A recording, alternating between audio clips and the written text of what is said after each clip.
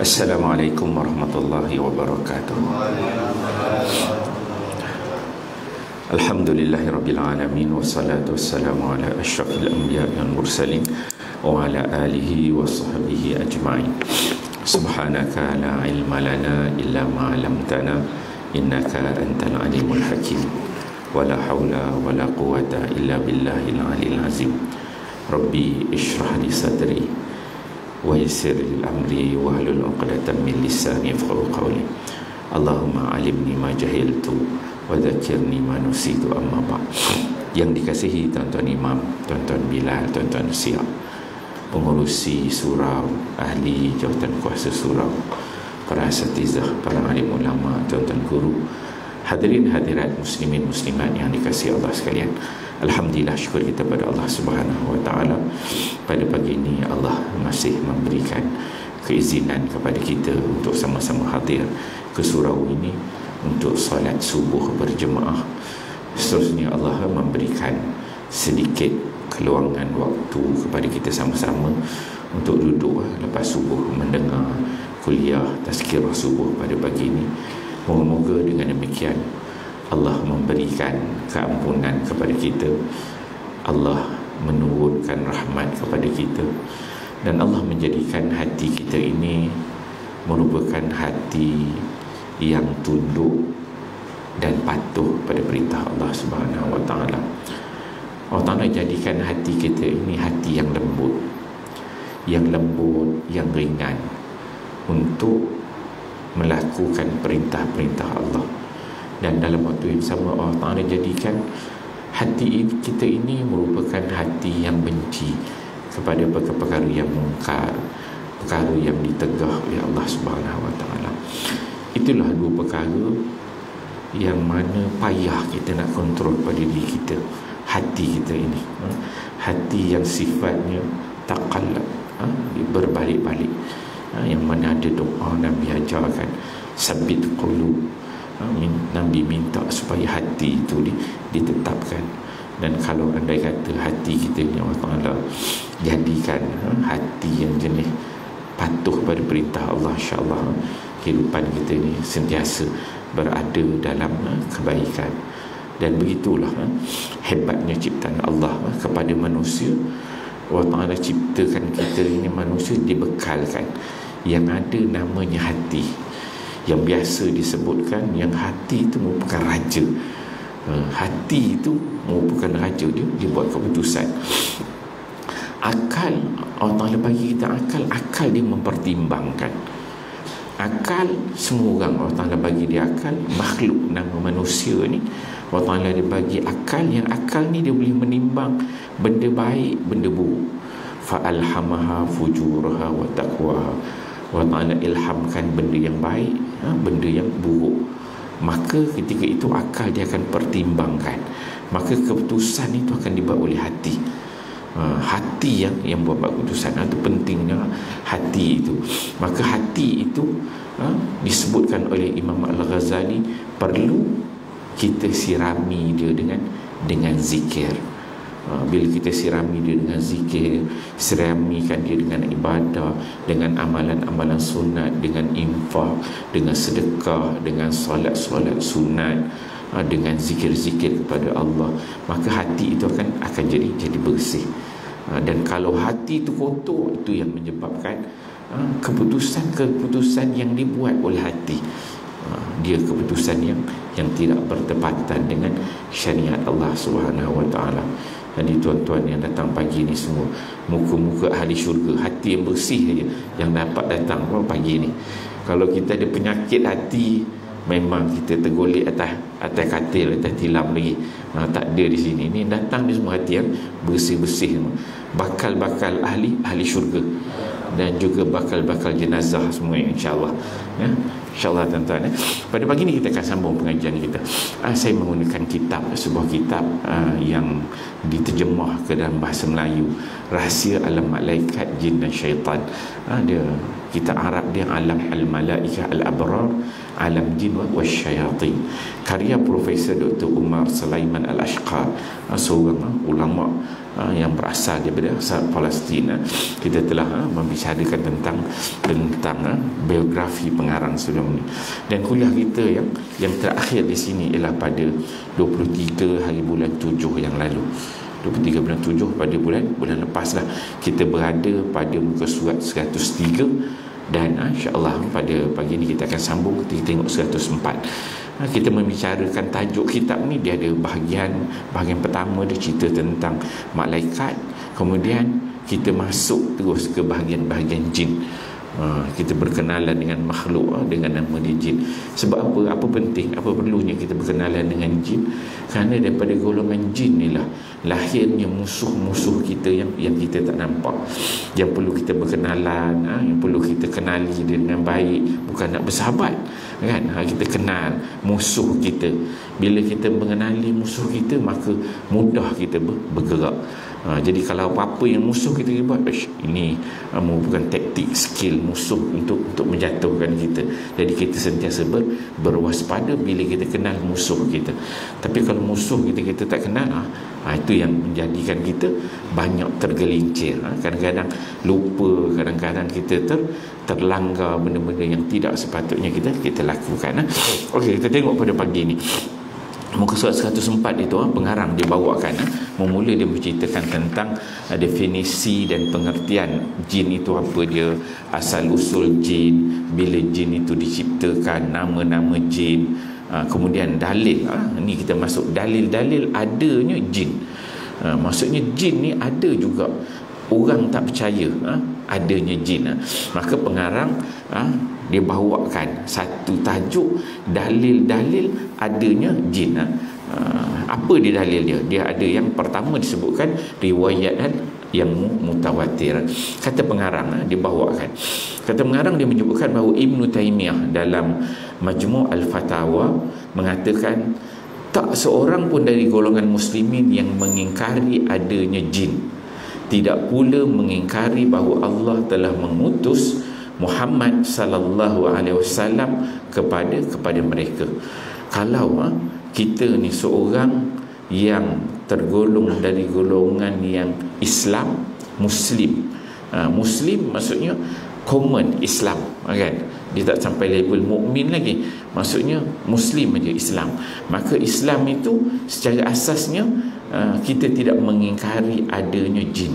Sebab kita percaya bila kita Islam, kita faham dah kita ni manusia, selain kita ni ada makhluk nama dia jin, dan kita percaya bahawa Muhammad itu adalah utusan Allah sebagai rasul yang terakhir. Kebanyakan kelompok kafir juga memastikan adanya jin. Golongan kafir juga kebanyakan, tak semua, kata pengarang, kebanyakan yang kafir juga mereka ni mempercayai adanya jin. Sedangkan ahli kitab ni ialah mereka golongan yang berpegang kepada kitab-kitab terdahulu, kitab samawi. Macam kita berpegang kepada namanya Al-Quran. Tetapi bagi mereka yang berpegang kepada kitab Taurat, kitab Injil, kitab Zabur, ataupun suhuf-suhuf ni, dululah bila disebut ahli kitab ni merujuk kepada sebelum zaman Nabi Muhammad. Zaman kita ni tak ada dah ahli kitab yang betul-betul ahli kitab. Sebab ahli kitab ni mereka yang berpegang pada kitab yang terdahulu, berpegang kepada ajaran Nabi Musa, Nabi Isa, Nabi Daud, suhuf-suhuf yang terdahulu disebut sebagai ahli kitab. Mereka percaya Tuhan itu satu. Cuma syariat ada sedikit perbezaan dengan kita, kitab Al-Quran, dia kata. Sedangkan ahli kitab sama ada baik Yahudi ataupun Nasrani, ni golongan Yahudi ataupun Nasrani, dia kata mengakui adanya jin seperti yang diakui oleh kaum muslimin. Maksudnya yang ahli kitab berpegang, yang betul-betul berpegang. Sekarang ni tak ada dah, walaupun ada kitab Injil, kitab yang dah berubah lah. Sekarang ni dah banyak berlaku penyelewengan. Yang asal tu dia katakan mengakui adanya jin seperti diakui oleh kaum muslimin seperti kita. Meskipun di antara mereka ada yang ingkar, ada yang percaya, ada yang ingkar, tapi kebanyakannya percaya sebab mereka berpegang kepada kitab samawi. Kitab samawi ni maksudnya maksudnya kitab daripada langit. Taurat, Injil, Zabur, semua kitab itu daripada Allah Subhanahu Wa Taala. Jadi Allah Taala ceritakan dalam Taurat ada cerita tentang Adam dengan iblis, dalam Injil ada cerita tentang Adam dengan iblis, dalam Zabur ada semua cerita-cerita alam-alam ghaib, tentang alam malaikat, syurga, neraka tu Allah Taala ada cerita dah pada kitab-kitab sebelum ni dan juga susu sebelum ni. Jadi mereka ahli kitab ni dia percaya juga macam kita. Demikian pula di antara kaum muslimin ada yang mengingkari adanya jin. Ada juga kata pengarang, dalam kalangan kita orang-orang Islam ni ada juga yang tidak percaya adanya jin. Seperti kelompok Jahmiyah dan Mu'tazilah. Ni golongan-golongan dari sudut akidahnya dia tidaklah, bukan akidah ahli sunnah wal jamaah, yang mengutamakan akal daripada wahyu Allah Subhanahu Wa Taala. Jadi ada dalam kalangan golongan Jahmiyah, Mu'tazilah ni, kalau tuan-tuan belajar bab akidah, mereka tidak mempercayai adanya makhluk jin. Bukan semua, tapi sebahagian. Meskipun kebanyakan kelompok ini dan para imamnya mengakui adanya jin. Macam kita ahli sunnah wal jamaah kan, kita percaya adanya alam ghaib, adanya alam jin kan. Dalam rukun iman kita tu percaya pada Allah, malaikat, percaya pada kitab, dan kita percaya juga adanya makhluk namanya jin. Tapi kalau Mu'tazilah, Jahmiyah, dia punya akidah lah, akidah mereka ni imam-imam ni besar percaya, tapi ada sebahagiannya tidak percaya dia. Pendapat sedemikian kerana adanya jin sudah disebutkan dalam akhbar, iaitu berita riwayat para nabi secara mutawatir dan diketahui secara pasti.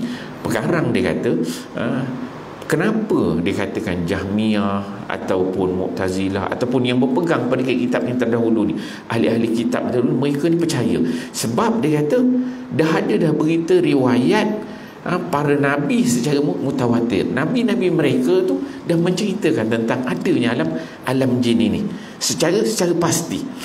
Sungguh diketahui secara pasti bahawa jin adalah makhluk yang hidup. Jin ni makhluk yang hidup. Bukanlah jin ni macam kipas ke, macam tiang ke, macam lampu, tak. Dia makhluk yang hidup, berakal. Satu, dia ni hidup, kemudian Allah Ta'ala bekalkan dia ada akal. Yang kedua, dia ada akal dan berbuat menurut kehendak. Golongan jin ni Allah beri dia kebolehan untuk memilih. Jin ni dia boleh berdasarkan kehendak dia nak kacau kita, ataupun dia tak nak kacau kita. Dia ni bila diberikan akal, dia hidup, Allah Ta'ala beri dia peluang. Golongan jin secara umum boleh, dia nak jadi baik, dia nak jadi buruk, dan dia boleh membuat sesuatu berdasarkan kehendak dia. Contoh macam kita, kalau kita pergi kedai, kita boleh pilih nak makan nasi biryani ke, nak makan nasi putih kan, kita boleh buat pilihan. Begitu juga jin. Jin ni makhluk yang boleh membuat pilihan. Itu poin yang ketiga. Kemudian kata pengarang, bahkan mereka juga dikenai dengan perintah maupun larangan.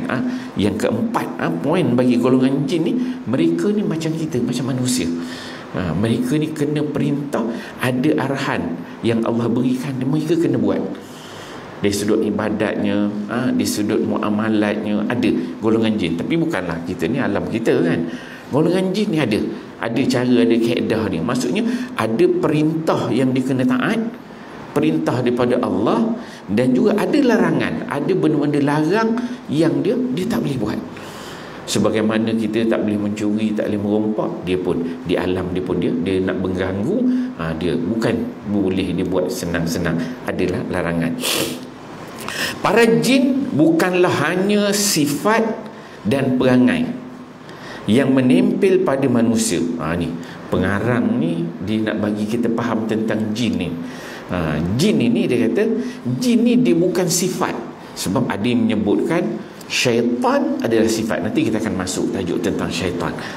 Syaitan ni dia kata sifat. Sebab dia kata syaitan minal jinni wal ins. Syaitan daripada golongan manusia dan juga golongan jin. Syaitan minal jinni wal ins. Syaitan ni dikatakan sifat. sifat yang ada pada manusia. Manusia bila jahat katakan, oh macam syaitan.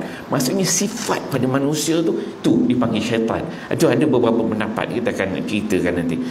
Manusia kalau jahat dia boleh panggil syaitan. Sebab ada ayat Quran.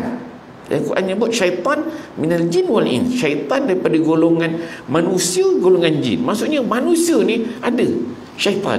Kan? Jadi itu merujuk kepada sifat. Maka dekat sini kata pengarang, para jin bukanlah hanya sifat. Maka pengarang dia nak tekankan, Sulaiman Al-Ashqar ni nak tekankan, dia kata bahawa jin ini bukan sifat.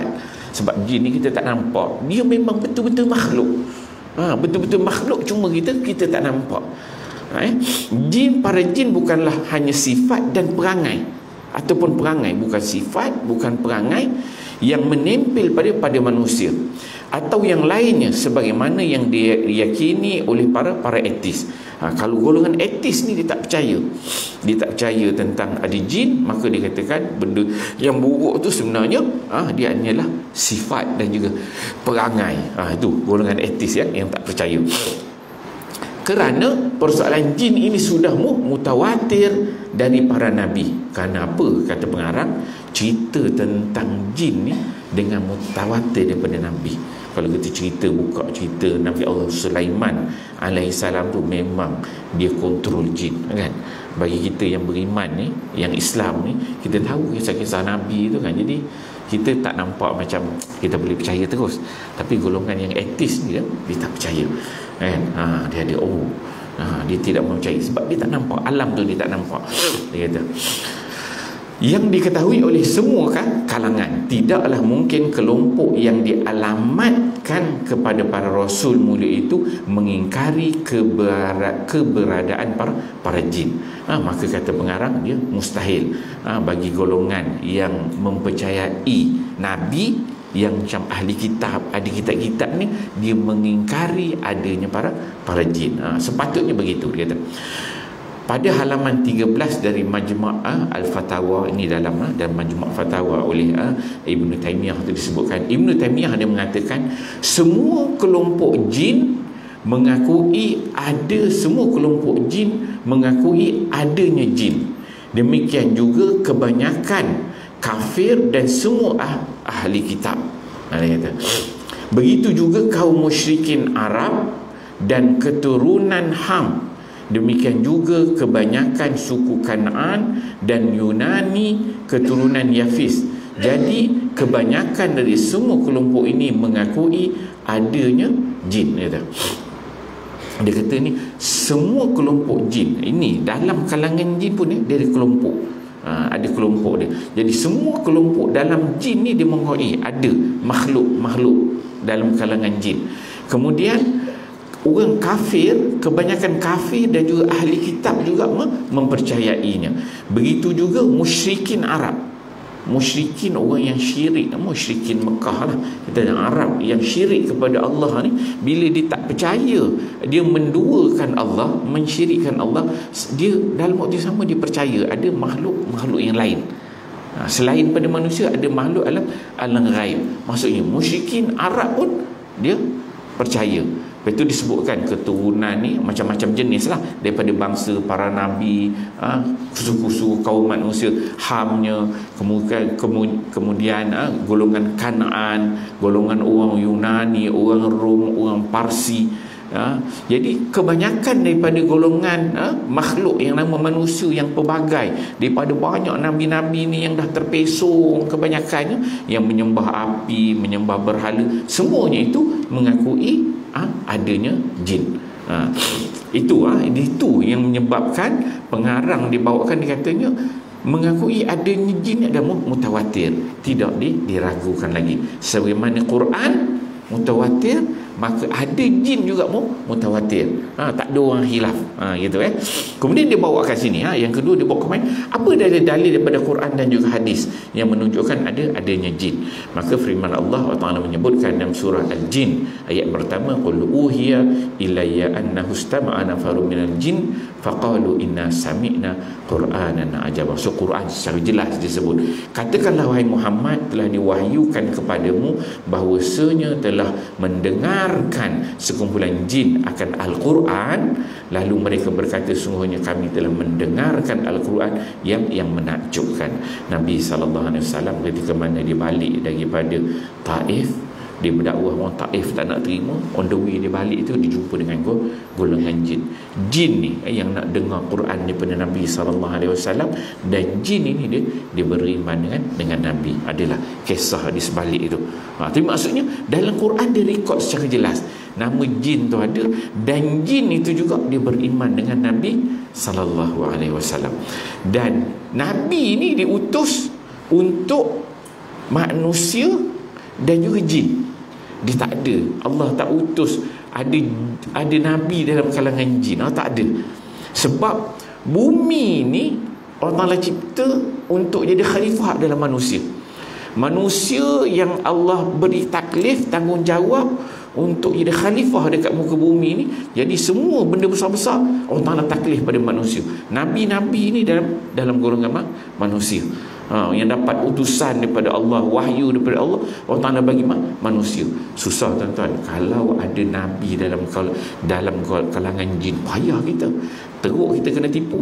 Maka jin pun datang, dia kata ini Nabi kami, namanya ini, dia berkata dia dapat wahyu daripada Allah gini-gini. Uish, payah kita, lagi banyak sesat kan. Tapi bila Nabi tu dari golongan manusia, maka senang. Maka dengan wahyu daripada Allah tu, jin dia beriman berdasarkan wahyu yang diberikan kepada manusia. Dan cerita jin ni panjang lah sebelum manusia lagi.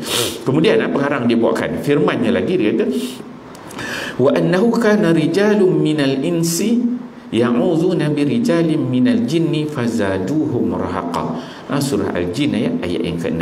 Dan bahawasanya ada beberapa orang laki-laki di antara manusia meminta perlindungan kepada beberapa lelaki di antara jin, maka jin-jin itu menambah bagi mereka dosa dan kesalahan. Ni bukti adanya jin dalam Quran dia rekod. Satu tadi memang dia beriman, dia dengar Quran jin ni. Kedua, Allah Ta'ala sebut ada dalam kalangan kita ni, manusia ni, yang mengambil khidmat jin ni. Ambil jin ni jadi tempat perlindungan. Ni biasalah. Golongan manusia ni dia berkawan dengan jin, bersahabat dengan jin, dan dia minta perlindungan daripada golongan jin. Jadi bila dia minta perlindungan daripada golongan jin, maka apa yang jin ni buat? Jin ni fazaduhum rahaqa. Apa yang jin buat? Dia tambahkan orang ni semakin sesat, tambah dosa, menambahkan salah silap manusia. Ni salah. Bila berkahwin jin ni, kita tak boleh nak ambil dia sebagai pelindung. Sebab dia makhluk yang tak nampak. Secara umum tak boleh. Tak boleh dengan jin. Dia ada, kalau kita alam Melayu ni kita panggil dia orang bunian kan. Bunian ni memang jin lah. Orang pergi kat hutan, kalau kita dengar cerita kat hutan tu, kadang askar-askar yang bertugas di hutan ni dengar azan, jumpa orang semayang, lepas tu ada malam-malam ke, jin ni duduk sebelah malam. Kita siang kita terang, dia malam baru dia siang dia. Jumpa, boleh bersembang, boleh bercakap dengan, memang berlaku, memang ada makhluk tu.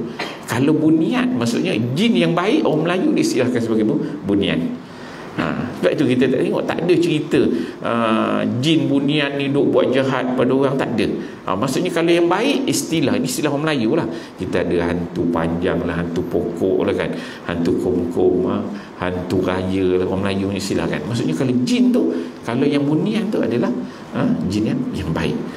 Selain pada jin yang nama bunian, yang lain kalau buat jahat kita tak silahkan sebagai bunian. Tapi nak berkawan, mengambil dia sebagai kawan, jangan, dilarang.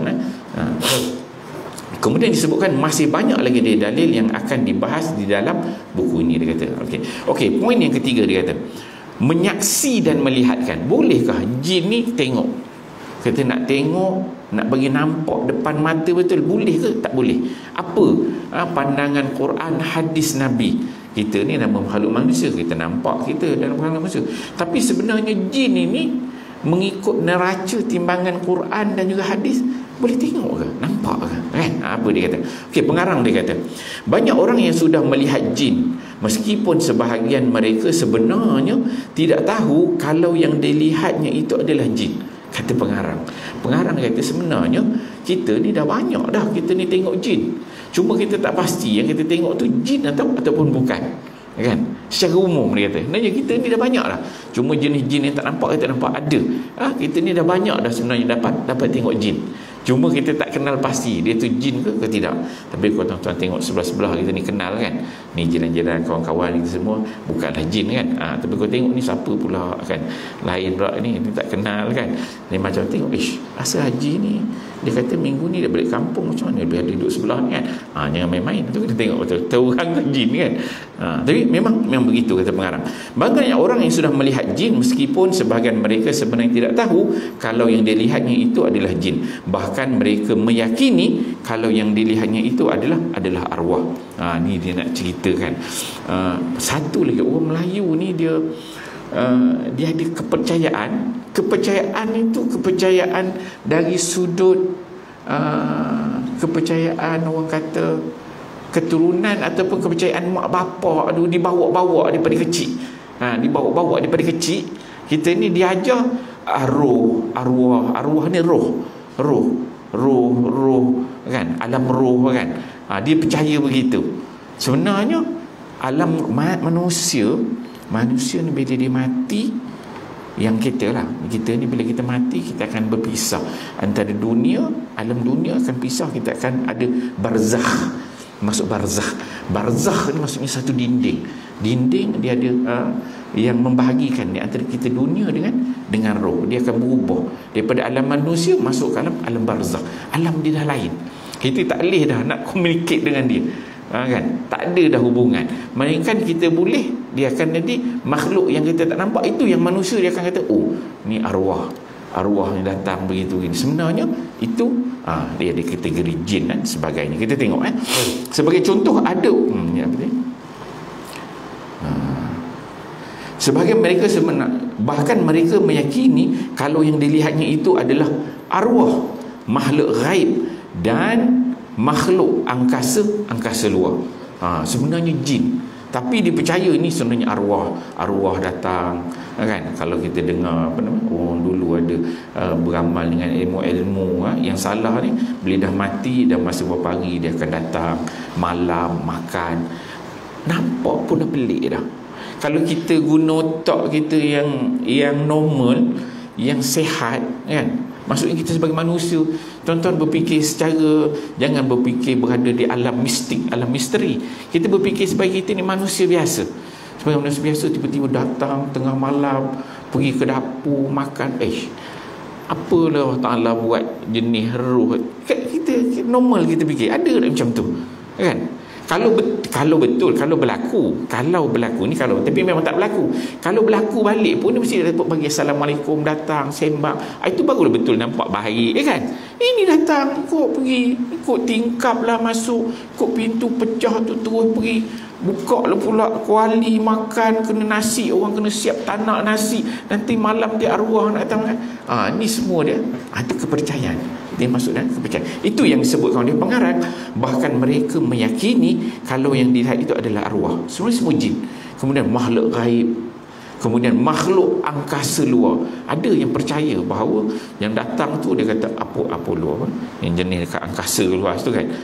Dia semua tu sebenarnya makhluk dari kalangan golongan jin. Allah Ta'ala tak sebut cerita secara jelas dalam Quran ataupun dalam hadis Nabi SAW.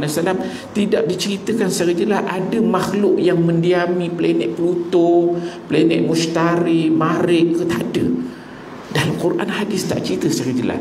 Tapi yang jelas Allah Ta'ala sebut ada makhluk namanya jin, ada nama manusia, kemudian ada namanya malaikat. Jelas.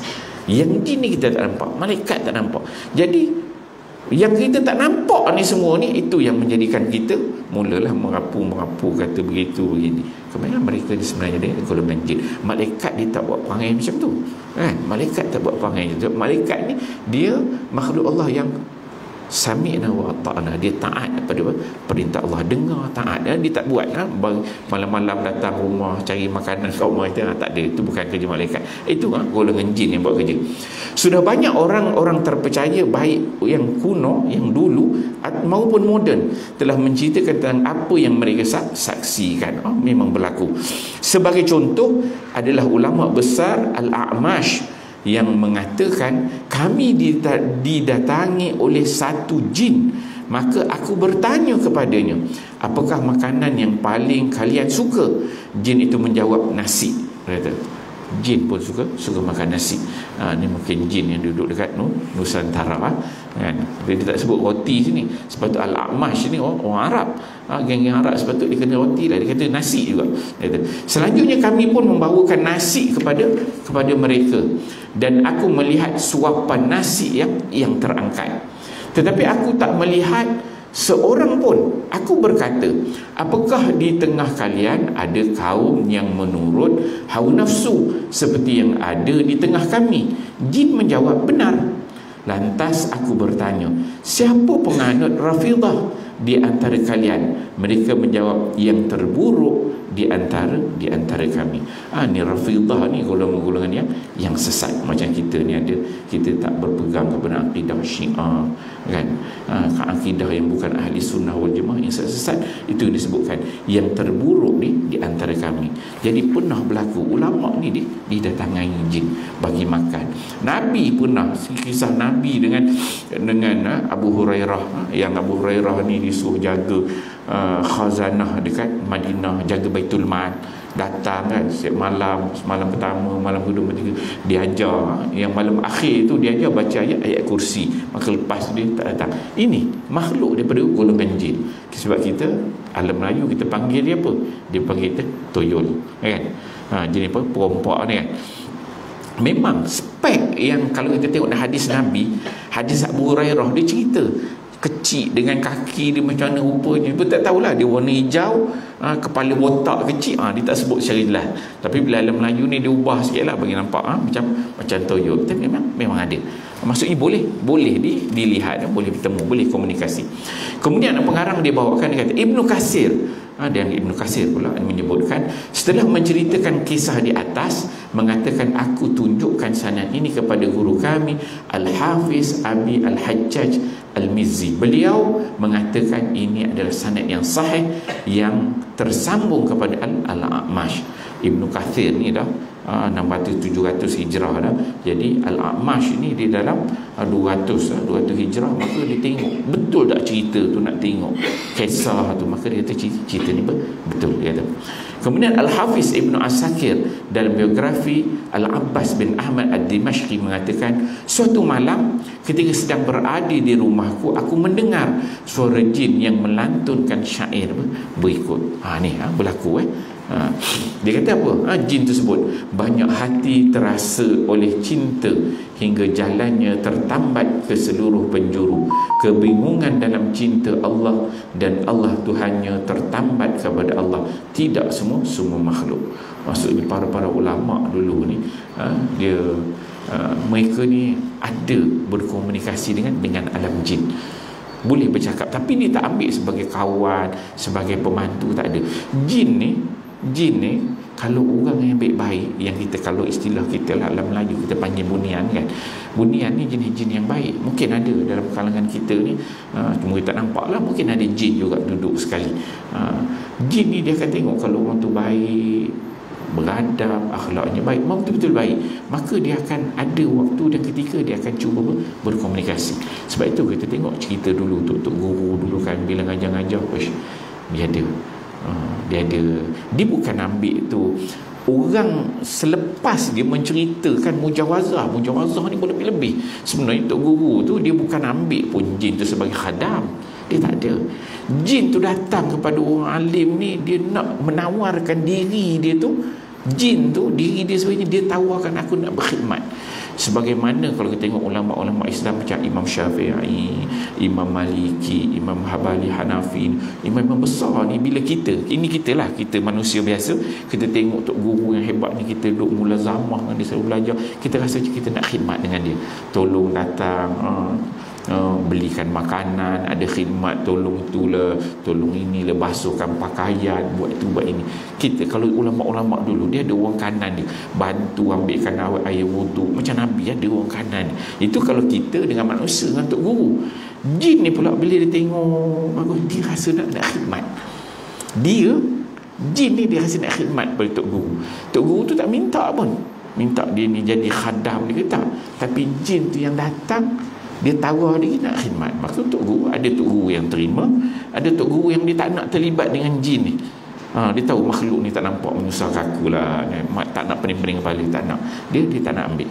Tapi ada Tok Guru ni yang dia tahu tentang alam jin, dia faham, dia pun yalah, mungkin ada perbincangan dia dengan jin tu, dia kata boleh tak berkhidmat, tapi aku tak suruh apa-apa, begitu. So dia biarkan jin tu berkhidmat. Maka orang anak-anak murid ni tengok dah kata je Tok Guru ni ada khadam lah, guna khadam tu, cerita tu dah berubah. Generasi ke generasi dia berubah. Kadang-kadang Tok Guru tu elok, alim, bagus, tapi kemudian ni kita dengar cerita sebenarnya riwayat tu tak betul tentang Tok Guru. Dia dah mengubah seolah Tok Guru ni ada pegang jin lah, guna jin lah, khidmat tu gini dan sebagainya. Itu berlaku ya. Tapi ada juga yang Tok Guru apabila dia ni berkawan dengan jin, maksud jin ni khidmat, yang jin tu sebenarnya jahat. Tadi saya kata jin ni baik, jin ni macam bunian tu kan. Ada pula jin yang jahat, dia sebenarnya dia nak, ni jenis syaitan lah, syaitan, iblis ni kan. Dia masuk tunjuk buat baik, lepas tu sikit dia pesongkan Tok Guru tu. Menyebabkan Tok Guru tu kan dia jadi masalah. Mula dia datang kenal kan, Tok Guru bagi khidmat elok, besok dia usik kawan anak orang tu, nampak sakit, betul datang jumpa ini, betul jin tu pun datang lah, pergi bisik kat Tok Guru, ni dia kena makan buah ni kot, kena makan buah betik 3 biji baru sihat. Tok Guru tu pun dengar, dia pun dia kan mula dia cakap lah pada orang tu, cuba try makan buah betik kalau mau sembuh. Sebab dia dengar jin cakap kan. Dia mula tu bibit-bibit mula nak rosak tu. Lepas tu makan tengok sihat. Jin pula lepas beberapa ketika dia ambil pula gini, bagi orang tu sakit datang. Berlaku sebenarnya. Ada yang tersasar, ada yang tak tersasar. Itu nanti kita bahaskan lagi ya. Okey, dia kata. Kemudian ni tengok dia cerita ni memang berlaku. Para ulama-ulama ni dengar suara jin cakap, baca syair kan. Banyak orang yang mengakui pernah berdialog dan melihat jin yang menjelma menjadi bermacam-macam rupa. Beberapa kisahnya akan disebutkan dalam buku ini insya-Allah. Okey. So secara umum kita katakan, bolehkah menyaksi, boleh melihat tak jin ni? Ya, boleh. Sebab ada kisah hadis Nabi SAW, kisah-kisah para ulama, mereka ni boleh tengok pun ada, dengar pun ada. Cuma yang kita tengok tu adakah rupa jin yang betul dia rupa itu, wallahu alam, ataupun dia menjelma jadi orang lain, itu kita tak tahu, luar daripada batas ilmu kita. Secara asas boleh. Itu okey. Kemudian yang keempat dia sebutkan ni, asal penciptaan jin. Okay. Rasulullah SAW memberitahukan bahawa para malaikat diciptakan dari cahaya. Malaikat Allah Ta'ala ciptakan dari cahaya, nur. Malaikat cahaya. Kita pasang lampu, tuan-tuan nampak cerah ni cahaya kan. Cahaya ni, kejadian malaikat ni daripada cahaya kan. Macam mana cahaya ni boleh pegang tak? Tak boleh kan, dia tak boleh pegang, tapi dia ada cahaya, kita faham cahaya. Okay. Sedangkan jin diciptakan daripada api. Jin, kita ada api, kita pasang lighter, tuan-tuan buka kat dapur, buka nampak api. Tu api tu penciptaan jin. Kemudian api ni pula dia banyak kategori dia. So ulama bahas, ada api yang dekat ujung, yang dekat atas, yang dekat tengah, yang dekat bawah. So jin itu diciptakan, ulama sebut sebahagian atas hujung bahagian api itu. Dia ada kategori bahagian macam kita lah, manusia diciptakan pada tanah. Bila tanah tu ulama bahas tanah jenis macam mana, tanah lumpur ke tanah, ada spek dia. Begitu juga jin, dia daripada asas dia diciptakan daripada api. Rasulullah membezakan antara asal penciptaan malaikat dan juga jin. Rasulullah bezakan. Hal ini sekaligus membantah mereka yang tidak membezakan antara asal penciptaan jin dan juga malaikat. Ada orang yang mengatakan bahawa malaikat dengan jin ni dia sama penciptaannya. Tak tepat sebenarnya. Yang tepat, malaikat dengan jin ni dia berbeza. Satu daripada api, satu daripada cahaya. Dia sebab kita ada yang mengatakan sedemikian, sebab benda tak nampak, malaikat tak nampak, jin tak nampak, dulu tak nampak, jadi dia rasa sama aja. Ada pun pendapat sendiri. Sebenarnya tidak. Dari sudut hadis Nabi sebut dia ada beza antara api dan juga cahaya. Okey. Kemudian dia bawakan tajuk sini. Keldai dan anjing boleh melihat jin. Ada makhluk-makhluk Allah ni Allah Ta'ala cipta, Allah Ta'ala berikan kebenaran untuk mereka ini boleh melihat jin. Ada makhluk-makhluk Allah. Okey, kata pengarang, manusia tidak boleh melihat jin. Kita manusia asas memang tak boleh. Secara zahir ni kita tak nampak jin. Namun sebahagian haiwan seperti keldai dan anjing dapat melihatnya. Bukan semua. Maksudnya anjing dan juga keldai ini bukan semua boleh nampak jin, tapi sebahagian daripadanya mereka ni memang jenis nampak jin. Ada jenis keldai dan juga jin, keldai dan juga anjing. Tak semua, tapi sebahagiannya memang ada. Disebutkan mereka ni boleh nampak jin dia. Dalam Musnad Ahmad dan Sunan Abu Daud dengan sanad sahih marfu' dari Jabir disebutkan, jika kalian mendengar bunyi lolongan anjing dan ringikan keldai pada malam hari, maka berlindunglah kepada Allah, minta berlindung pada Allah dari syaitan, kerana anjing dan keldai melihat apa yang tidak kalian lihat. Ini hadis riwayat Ahmad disebutkan. Kalau malam kita dengar bunyi anjing menyalak tengah-tengah malam, kemudian kita dengar bunyi keldai. Tuan-tuan biasa dengar bunyi keldai. Kita ni jarang sini tak ada. Saya dulu masa belajar kat Mesir tu biasa bunyi keldai tu dalam surah Luqman tu, inna ankarul aswati la sautul hamir disebut. Seburuk-buruk bunyi keldai tak pernah dengar. Saya duduk kat Mesir tu, duduk tingkat 6, dengar bunyi keldai. Ya Allah tuanku, patutlah Allah Ta'ala kata bunyi paling buruk dia tu memang buruk. Tuan-tuan buka dekat YouTube je, type situ bunyi keldai kan. Dia keluar bunyi memang kira kalau menyalak anjing tu okey sikit lah, buruk lagi bunyi keldai tu.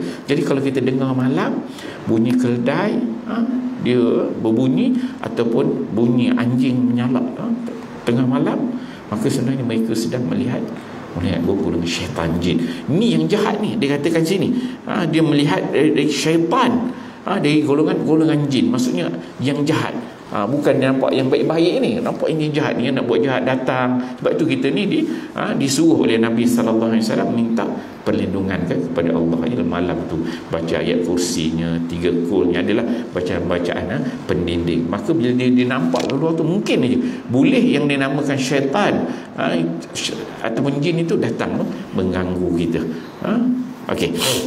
Kemudian kata pengarang, hal ini bukanlah sesuatu yang aneh, kerana para ilmuwan telah memastikan kemampuan sebahagian makhluk hidup untuk melihat apa yang tidak boleh dilihat. Lebah mampu melihat sinar ultraviolet sehingga ia mampu melihat matahari ketika mendung. Sementara itu burung hantu mampu melihat tikus dalam gelapnya malam. Maka pengarang dibawa rasa pelik ke? Dia kata macam keldai ataupun anjing ni boleh nampak jin, syaitan ni. Dia kata tak pelik sebenarnya, sebab dia bawakan contoh lebah ni, dia ada benda kita tak nampak, dia nampak. Kemudian begitu juga burung hantu tengah gelap-gelap malam dia boleh nampak tikus.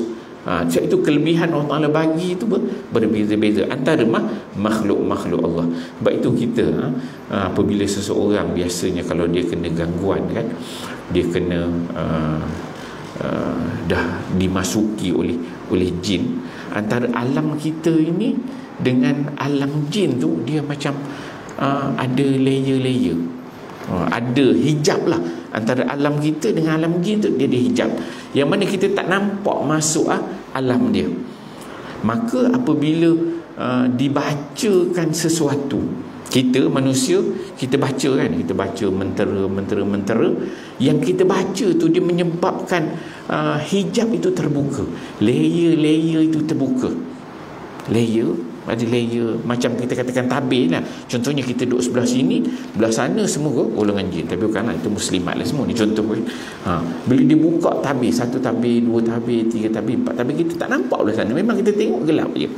Tapi apabila kita baca mentera baca satu terbuka sikit, baca terbuka, buka besar ke kecil, tengok mentera jenis kita baca tu, baca lagi sampai satu peringkat dia terbuka. Bila dia terbuka tu, ketika itu kita boleh nampak jin yang sebelah sana pun dia ada mentera-mentera yang dia baca, alam jin ni. Kita nampak contohnya belah sana tu ada 30 ekor jin, contoh kan. Maka kita tak akan nampak 30 ekor jin tu semua sekali, tak. Jin tu pula dekat alam dia ada akan ada mentera-mentera yang dia baca. Bila orang berkawan dengan jin kan, bila dia baca mentera tu jin tu, maka kita dapat nampak sekor jin tu je lah. Itu yang orang bila dia kena rasuk tu, dia dapat komunikasi dengan satu jin je kan. Jin lain dia tak nampak. Sebenarnya jin lain tu banyak lagi. Dia ada. Bila yang jenis beramal-amal ni, dia ada bentuk itu, dia membuka hijab itu. Sebab itu bila nanti kita akan pergi kepada bagaimana pelindung-pelindung, apa peranan yang dimainkan oleh ayat Quran, hadis-hadis Nabi yang Nabi ajar kita baca, ayat-ayat mu'awwizat, ayat pelindung ni dia akan tutup hijab tu. Dia tutup. Bila kita baca, dia tutup menyebabkan kita terhijab. Begitu juga kalau dia datang ke rumah kita, cuma kita tak nampak. Kita pagar ni pagar batu, ialah nampak batu kan, pencuri tak boleh lah masuk kan, kerana kunci tak. Dia kalau di alam jin ni dia hijab, bentuk hijab. Bila kita baca ayat kursi, bacakan 3 kul, dia akan membina hijab, dia tak boleh masuk. Sebab itu bila kita langkah masuk rumah aja, Bismillahirrahmanirrahim, syaitan ni tak boleh masuk. Dia rasa macam tak logik pula kan. Tapi begitu, dia membina hijab. Hijab dia tak boleh masuk.